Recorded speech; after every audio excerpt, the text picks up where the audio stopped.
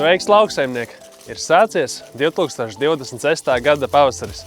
Daži no jums jau ir sākuši pirmos lauka darbus, citi vēl tos tikai plāno. Bet jums visiem mēs šogad novēlam veiksmi. Šodien esmu atbraucis uz vienu no mūsu Dekalva ziemas rapšu šķirņu izmēģinājumu lauku, lai plānotu pirmos pavasara darbus arī šeit.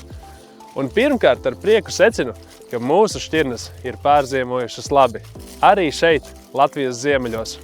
Otrkārt, atkal ir silts un saulains marts. Gaisa temperatūra dienās pārsniedz pat plus 15 grādu atzīmi. Jau no iepriekšējā gada pieredzes mēs zinām, ka šādi laikapstākļi labvēlīgi ietekmē stublājas mecernieku aktivitāti rapša laukos. Kā arī zinām to, ka ja stublājas mecernieki netiek ierobežoti laicīgi un efektīvi, bojājumi rapšos, izgrausto stublāju skaits un rezultātā zaudētais ražas lielums ir milzīgs. Mēs plānojam izdarīt maksimumu, lai nosargātu rapša ražu. Sākam ar kaitēkļu monitoringu.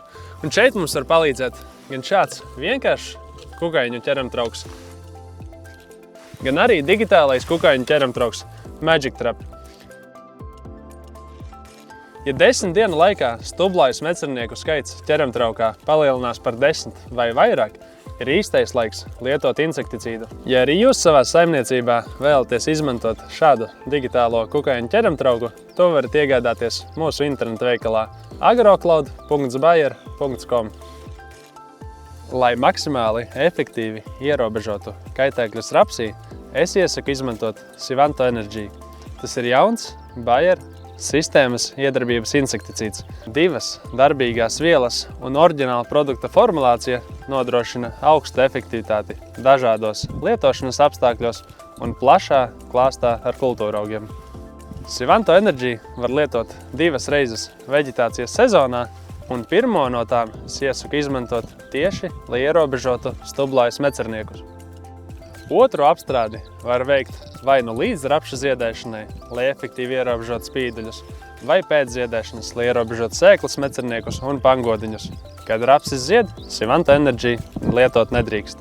Sivanto Energy mēs varam lietot kopā ar mikroelementiem, rapša gadījumā arī ar boru, kā arī ar citiem augu aizsardzības līdzekļiem. Latvijas laukos jaunā sezona ir sākusies. Arī agronoms plāno jaunā sezona ir sākusies. Plānojam, lietojam augu aizsardzības līdzekļus atbildīgi un tiekamies uz lauka.